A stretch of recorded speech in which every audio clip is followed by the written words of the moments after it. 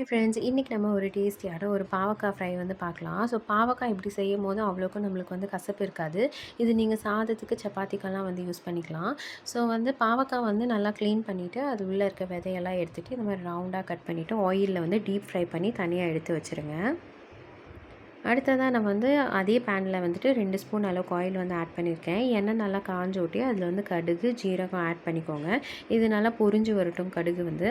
அப்புறமா நம்ம வந்து ஒரு மீடியம் சைஸ் வெங்காயம் வந்து குட்டியாக கட் பண்ணது இதில் வந்து ஆட் பண்ணிவிட்டு நல்லா கோல்டன் ப்ரௌன் வர வரையும் ஃப்ரை பண்ணிக்கலாம்.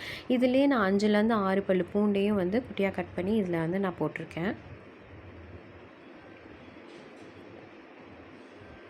இப்போ வந்து நம்ம மசாலா வந்து ஆட் பண்ணிக்கலாம். 1 ஸ்பூன் அளவுக்கு வந்து மல்லித்தூள் ஆட் பண்ணிக்கோங்க. 1/2 ஸ்பூன் அளவுக்கு வந்து மிளகாய் தூள், கொஞ்சமாக மஞ்சள் தூள், தேவையான அளவுக்கு உப்பு எல்லாத்தையும் ஆட் பண்ணிவிட்டு நல்லா பச்சை ஸ்மெல் போகிற அளவுக்கு நல்லா வந்து ஃப்ரை பண்ணிவிடுங்க.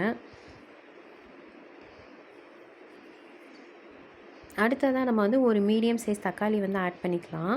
தக்காளி வந்து நல்லா மசிஞ்சு வர அளவுக்கு நல்லா வந்து ஃப்ரை பண்ணிக்கோங்க. அப்போ தான் வந்து நல்லாயிருக்கும்.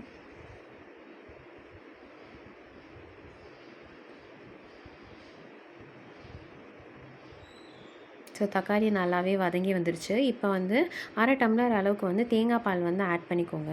தேங்காய் பாலை வந்து நல்லா மிக்ஸ் பண்ணி விட்ருங்க இதில் வந்து.